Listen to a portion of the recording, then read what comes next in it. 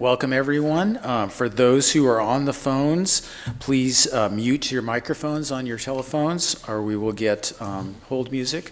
And those who are on hold, do not put your phone on hold, actually. Good evening. My name is Greg Hart. I am chair of the Santa Barbara County Board of Supervisors. Public health and safety is Santa Barbara County's highest priority. I want to assure every member of the community that the County of Santa Barbara is... Just one moment. I want to assure everyone in the county that our county government is doing everything we can to prepare for and respond to the coronavirus, also known as Covid-19. This is the time we must all act in the best interest of our community and work together to contain this virus. Today, our public health professionals will be providing critical information. What you will hear has been developed in consultation with local infectious disease experts, as well as through the guidance of the California Department of Public Health and the Centers for Disease Control and Prevention. These actions are designed to protect our community and to keep us all safe from what has now been declared by the World Health Organization as a global pandemic. You may notice that our press conference today looks a bit different than what we usually do. We are ensuring that all the participants and the media are at least 6 feet apart to now begin the practice of social distancing. To specifically discuss the actions Santa Barbara County Public Health is taking today to ensure the community is safe, I would like to introduce Dr. Vaughn Reynoso, our county's public health director. Thank you, Supervisor Hart. Again, my name is Dr. Vaughn Reynoso. I'm the public health director. Our number one objective at the Public Health Department is to protect the health of our entire community, especially the most vulnerable. Therefore, we've declared a local health emergency this afternoon in response to COVID-19. In addition, we also issued a health officer order to mandate social distancing in Santa Barbara County, effective immediately and until March 30th. We will amend the health officer order as needed. Even though we have 0 cases in Santa Barbara County, we're taking these 2 actions because of the declaration recently by the World Health Organization that COVID-19 is a pandemic, and also because of the recent California Department of Public Health issuance of recommendations on social distancing.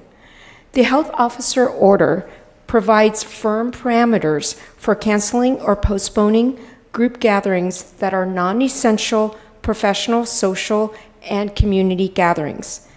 Mandating social distancing is timely and a proven strategy in prior pandemics at delaying the rates of transmission and reducing illness and death. We all have a role in protecting each other's health, especially vulnerable members of our community. We need everyone's support and commitment to social distancing. With that, I'd like to turn it over to Dr. Henning Ansorg. Hi, this is Dr. Henning Ansorg, Health Officer of Santa Barbara County. Can you understand me okay on the phone? Yes, we can hear you. Thank you, Dr. Ansorg. Thank you. In order to protect the public's health and slow the rate of transmission of the novel coronavirus in our area, we are implementing measures that have proven to be very effective during previous epidemics and pandemics at delaying rates of infections and reducing illness and death. For Santa Barbara County, we are ordering that large gatherings that include 250 participants or more to be canceled or postponed. This includes gatherings such as concerts, conferences, and professional, college, or school sporting events.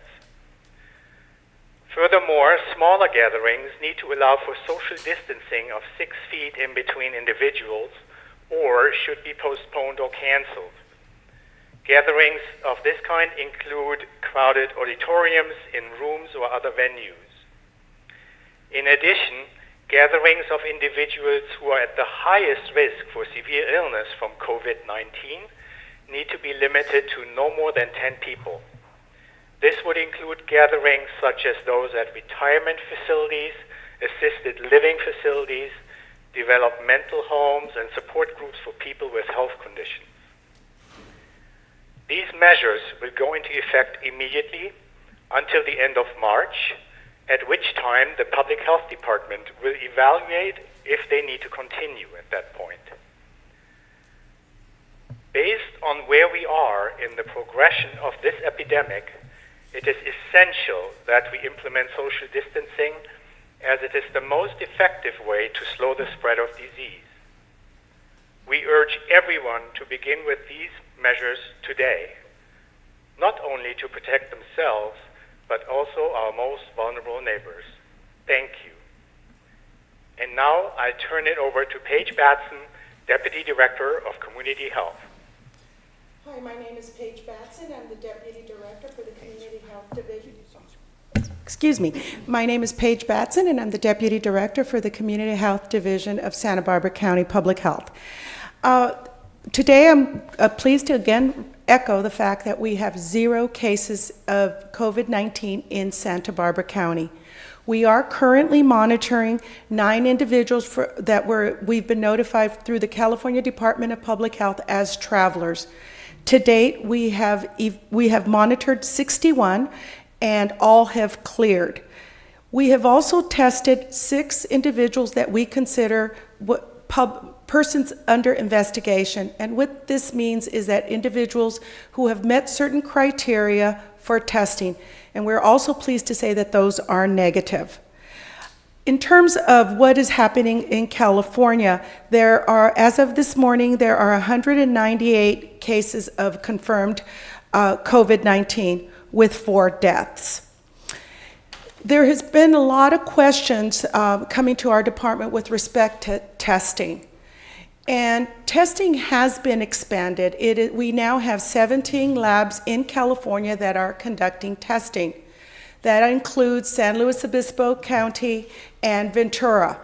We also have 2 commercial labs that have recently come on board, and that is Quest and LabCorp. And while testing has been expanded, it's important for everyone to know that there is still certain criteria that needs to be met for persons to be tested, because we have to prioritize those that are at greater risk of having adverse outcomes. And those individuals, or those at-risk individuals, include individuals with chronic medical conditions such as lung disease, heart disease, diabetes.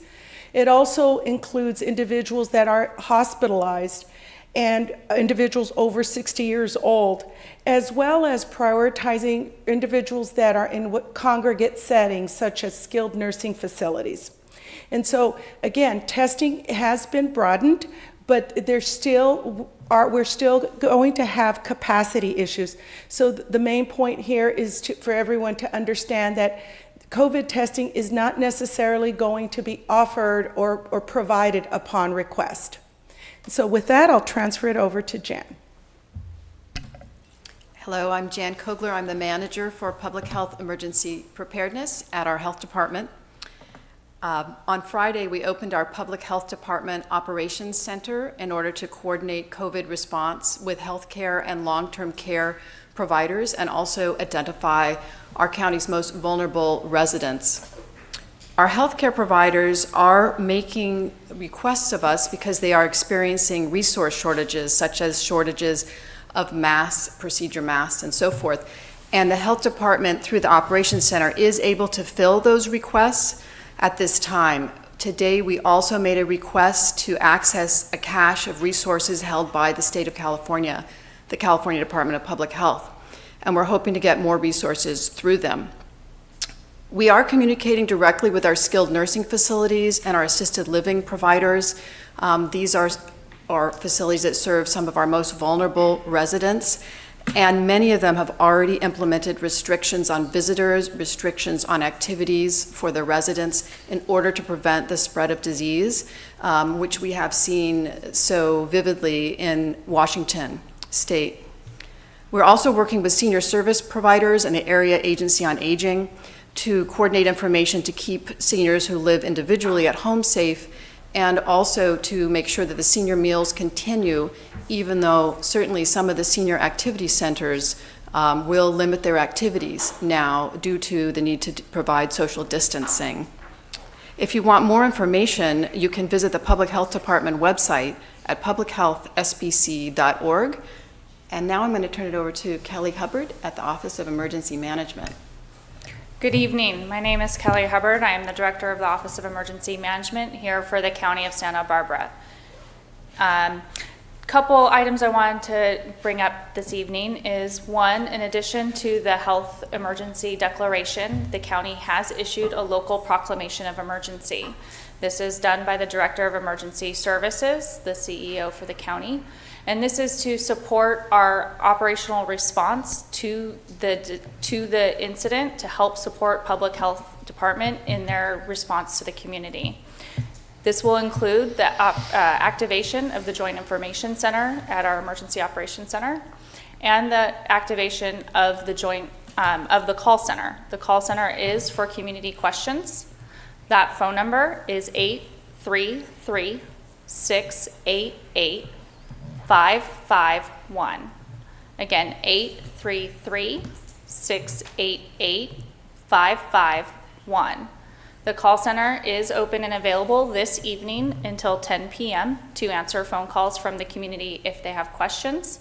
We will be open again tomorrow from 8 a.m. to 5 p.m.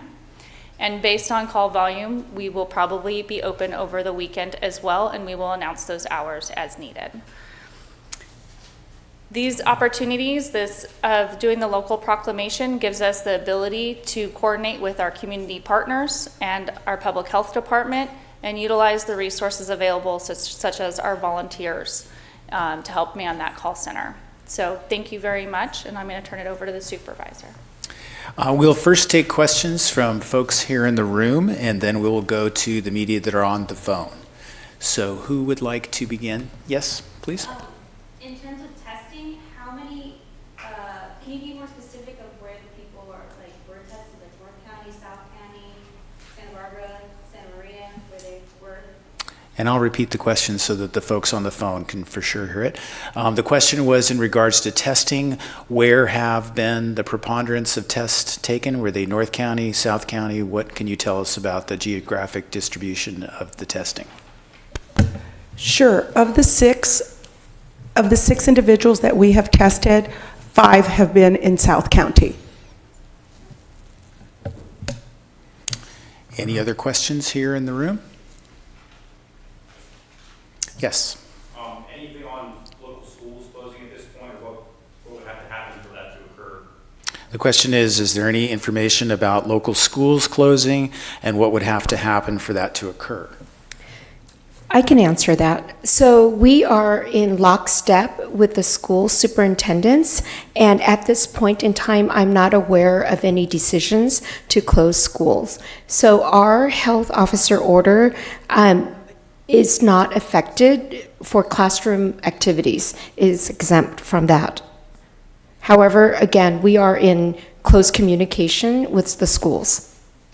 So if we were to have a confirmed case, would schools be closed as a result, or how would that work? If we were to have a confirmed case, would schools be closed as a result? I think that we would need to take that type, what the case is and the nuance of the case, whether it's travel related, whether it's community transmission. And Dr. Ansor, do you have any additional information or page? Yes, I do. Fortunately, this virus does not affect children much. So school closures have never been shown to be very effective in epidemics when we close them, except if one school would have a significant outbreak, we might consider to close down that one school. What we do recommend, however, is that all schools have a very robust epidemic plan in place with frequent cleaning, with smaller size classes, spreading out the children more, having maybe staggered events like school hours and recess, and activities that are not mandatory, should be canceled. So sporting events or dances or something should not take place, but daily routine school should continue because it has never been shown to be a very effective measure to stem an epidemic with closing down schools, and it would really be an extra significant burden on the parents and the community. Are there any other questions? Yes. Could you talk about the capacity of our health facilities? I know it's still flu season, and we've heard it's actually a particularly bad flu season this year. So can you talk about available bed space, capacity of Cottage Hospital or other facilities? The question is, can you talk about the capacity of the local health facilities?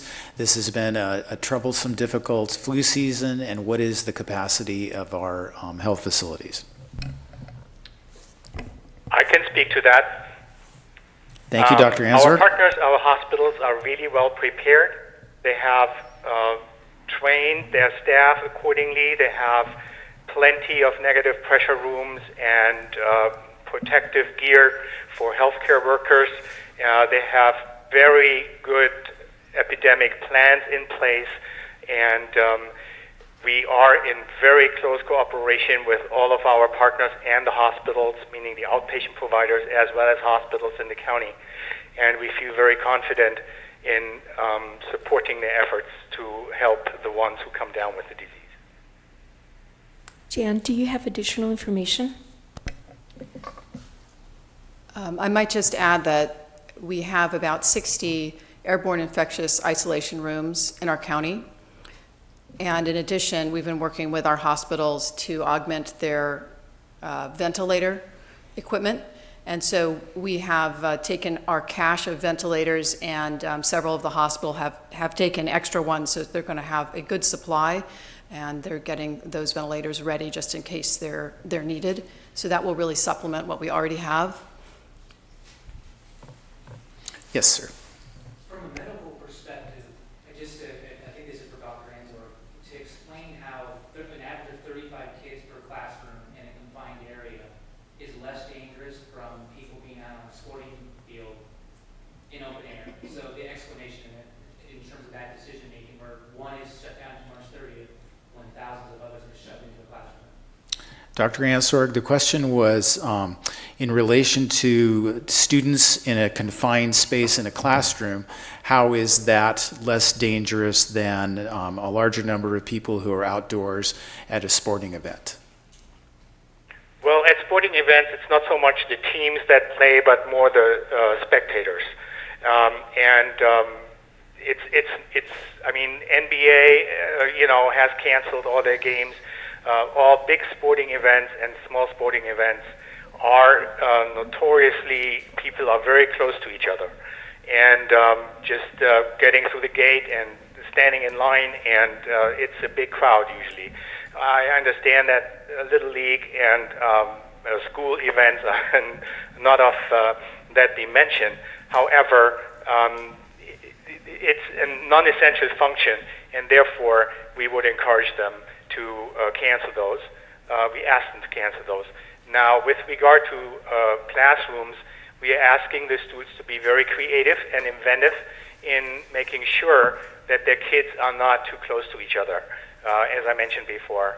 So we are working closely with the school superintendents, with the school boards, and they have also very good plans that have been vetted by us and discussed with us at length, and I think they're really well prepared. Any other questions? Yes. Has any sort of plan been discussed for social distancing at the jail? The question is, have there been any plans made for social distancing at the jail?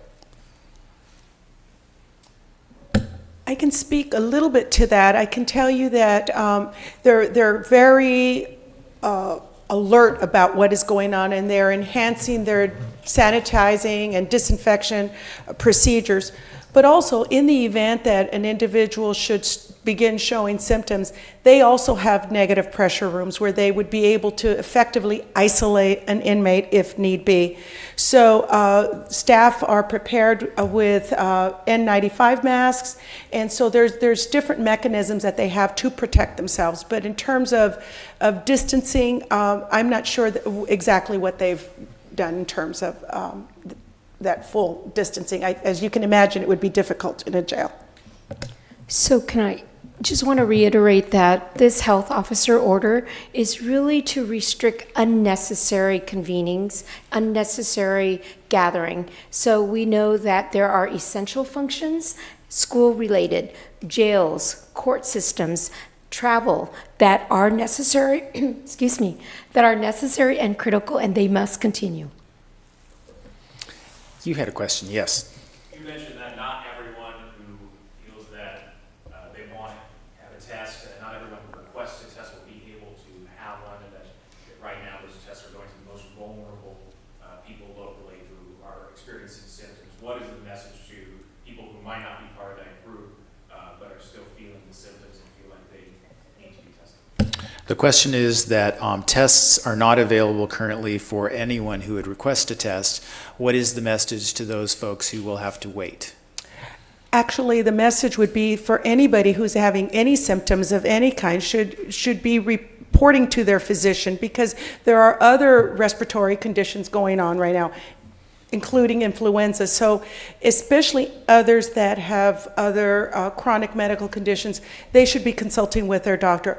All we're saying is that there is some specific criteria that should be met. It isn't one of those tests where an individual can simply go and say, I'd like to be tested, because we are dealing with a lot of worried well. There's a lot of people that are concerned and they just want to know, whereas there are individuals who really need to know whether or not they've been infected.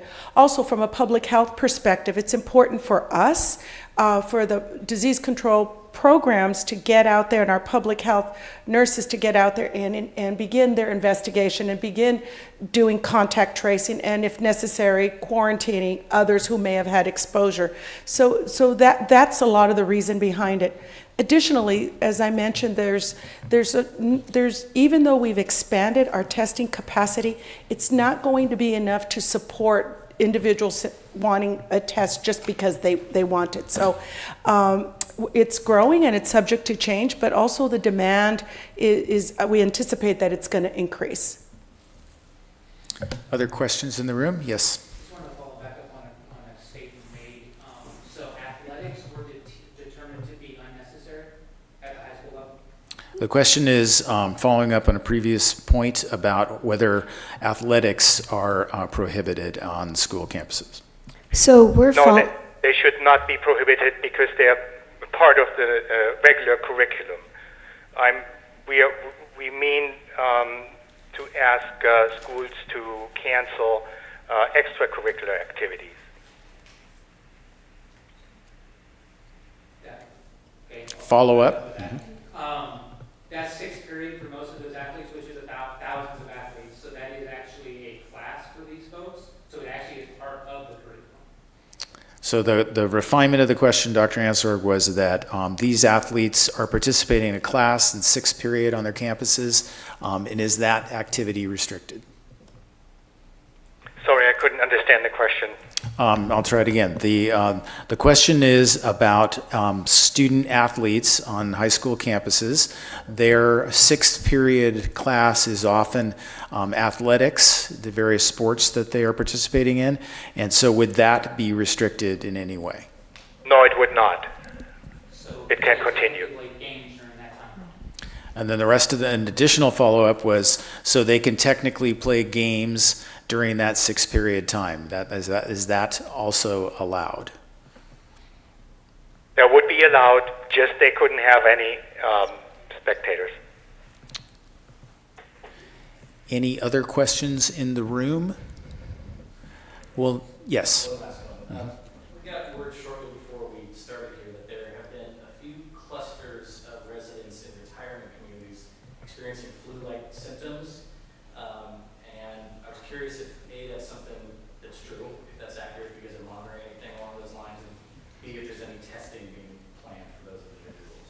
The question is that there have been reports that there have been clusters of residents in nursing homes that are exhibiting flu-like symptoms. And number one, is that true? And number two, the B part of that question was, has any testing been done on those individuals? So, first of all, any clusters or outbreaks of any kind are reportable to the Public Health Department, and today we are not aware of any clusters, of any respiratory clusters or anything else. Should we receive such a report, we do work very closely with our skilled nursing facilities and our various groups to assure that necessary testing is done. We'll now move to questions from folks who are on the telephone. Please start, and we'll try and organize you as you identify yourself. He's doing great. Are there any questions from any of the media that are on the telephone? There's a question about restaurant businesses in the Santa Barbara area. And is that being broadcast through? Do I not need to repeat that question? Okay. Well, if it's clear audibly, I think we're okay. So who would like to answer that? So I believe the question is, how does social distancing affect restaurants in our county? And I was just speaking with our environmental health services staff earlier to ask them, what are the implications for this? And they are working on some procedures and guidance for restaurants so that they can continue to operate given the instructions for groups and for staying 6 feet distance from each other. So they're going to be working on that tomorrow, and we hope to have that out by the end of the day because it is Friday before the weekend. Are there other questions from folks on the telephone? Yes. I would like to know if the county is possibly looking at installing some, like the Marburg event hand washing stations around different areas to maybe get people who are out and about, to wash their hands more frequently. Yes, Kelly? The answer is yes. We are planning multiple, many hand washing stations to be deployed in strategic areas. And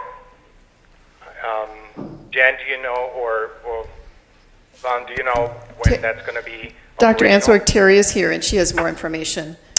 So currently we are planning to deploy 12 hand washing stations at various locations throughout the county, and we're working on siting those as we speak, and we'll have more information on that out tomorrow. Are there additional questions on the telephone?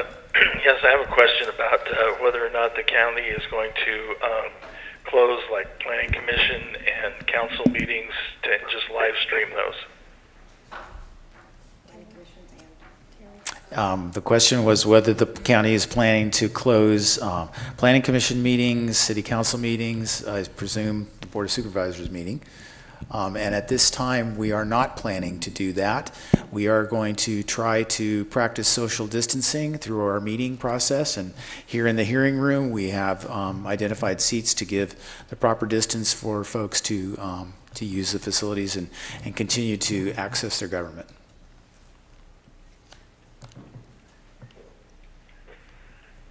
And I think the information center phone number had one number missing. The phone number for the Yes, call-in I was going to bring that center up. is 833-688-5551. That's 833-688-5551. Thank you. Are there additional questions on the telephone? Yeah, I was wondering if you could tell us a little bit more about the people who were tested, the demographics. Were they young? Were they old? Were they people who had traveled out of the country, et cetera? I'm sorry, but I do not have that data with me today. Okay. Any other questions on the telephone? Could you confirm confirm the number of people who are still being monitored? Yes, that number is 9 as of today. Thank you. There's a question in the room. Can you expand on that, what monitoring means? And the question from the room was, can you expand on that? What does monitoring mean? Okay, monitoring means is that the individual is self-isolating in the home with public health supervision for 14 days. And what that means is that with public health supervision, we are checking in with the individual to monitor for symptoms, i.e. fever, shortness of breath, cough, and any other symptoms. And so after 14 days, then they are released from self-isolation. Any other questions from the telephone? All right, well, I think if there are no other questions, I want to thank everyone for coming. Thank those that are here today presenting this information. We appreciate you being here to help share the information with the community. As a reminder, the call center phone number is 833-688-5551. It is being staffed now, so if members of the public have questions, please feel free to call. There is additional information at the county's coronavirus website, which can be found at publichealthsbc.org. That website again is publichealthsbc.org. Thank you again for attending, and have a good evening.